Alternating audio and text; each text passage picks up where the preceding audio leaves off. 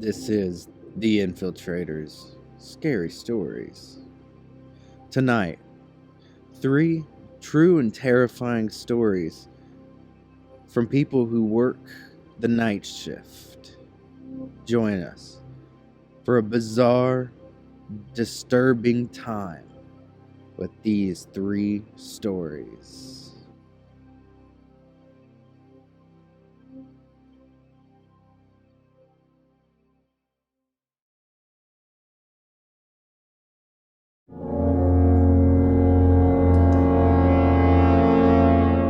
Number 1. Nurses receive phantom call from empty room.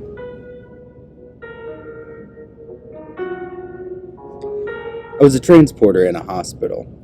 About 2 years ago, we moved from the old city hospital into a new state-of-the-art facility. The old hospital was built in the 1930s and was showing its age, and at night was just plain creepy. Each floor had an east and west wing. The east wing of the 4th floor was the first wing to be shut down about 2 weeks before we moved. One night at around 9:30, I'm up on the 3rd floor to get a patient from the west wing. I see a small group of nurses and aides who all used to work on the new, closed east wing. They looked visibly shaken. I walked over to see if everything was okay. They told me that they had decided to walk through their old wing for nostalgia's sake. When they were over there, the phone at the nurse's station started ringing. The computers and phones had not been moved yet. Not sure what to do, one of the nurses reached over the counter and answered the phone. The nurse told me there was a woman's voice on the other end and that she sounded confused. This is the conversation as best as I can remember it. This is Mandy. How can I help you? Asked the nurse. Hello? Who is this? This is Mandy. I'm a nurse. Is there anything I can help you with? Where am I? This is the hospital. Are you a patient here? Oh, okay. And then the line went dead.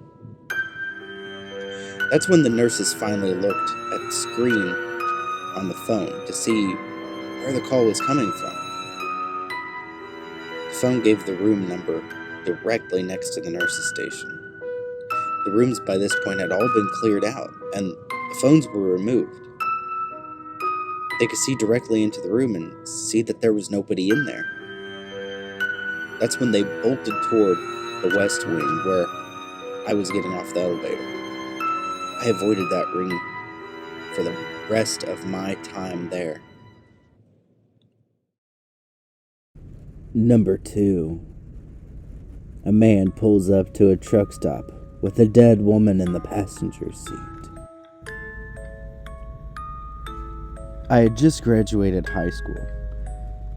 I started working at a truck stop a few miles outside of town.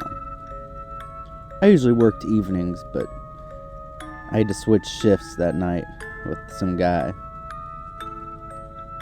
So there I was at 3 a.m. fighting sleep. Car pulls into the parking lot and parks. There's a guy in the driver's seat crying, and a woman in the passenger seat just staring straight forward, not moving, no emotion whatsoever.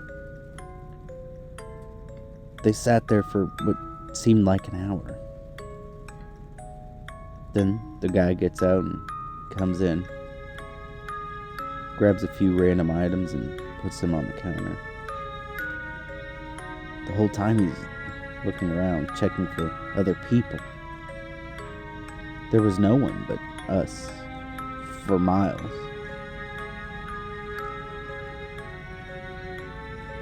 He then stares right into my very soul and says, It's quiet out there, isn't it?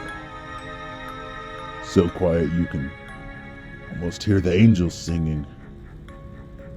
I muttered something unmemorable and he left. She still never moved. A few days later, the police came in wanting to look at the security footage from that night. Turns out he had killed his girlfriend and he didn't know what to do with the body, so he dumped her in the river. And I don't know what all happened, but I understand he's in prison now.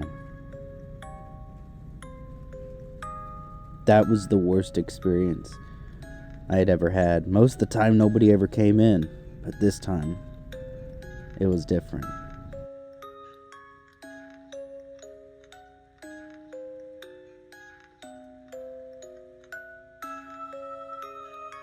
Number 3. Worker sneaks past security guard and kills himself on company property. Around 12 years ago, I was working security at a small company's headquarters in New York City. My partner for the night had called in sick, so I had to work from 12 to 6, all by myself. Now, normally this wouldn't be a problem. I just had to sit in the back room, watch some security cameras, and occasionally head out for a sweep. Nothing to it, right? Well, as it turns out, one of the employees had stayed in the building after hours. I had managed to avoid my coworker's sweep from the previous shift. First noticed a movement in my peripheral vision on one of the security cameras. And then, again, a few minutes later. This was odd because I was used to quiet nights in this particular building. Now, I was a little scared when I head out for my sweep. But that's my job, so I grabbed my flashlight and headed out to begin. I had to start the sweep in one big hallway. And right as I entered, I saw a flash of something, and it was right at the end of the hallway. At this point, I was sufficiently freaked out. I stood frozen for a minute or so, looking into the semi-darkness, unsure of what to do. The decision was taken out of my hands, however, as I heard a gunshot resound down the hallway. And what was the scariest moment of my life, slowly walked down that hallway to investigate. I reached the end and I saw to my left that the president's office light was on. Slowly, I approached the door and creaked it open, scared shitless. What I saw will forever haunt me. The man had taken a seat in the president's chair and shot himself. In any case, I threw up a few times and then I called the police. I got the next 2 weeks off.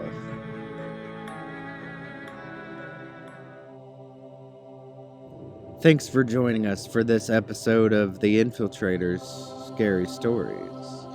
Join us in the next episode for more true, bizarre, supernatural, and terrifying stories from people on the internet.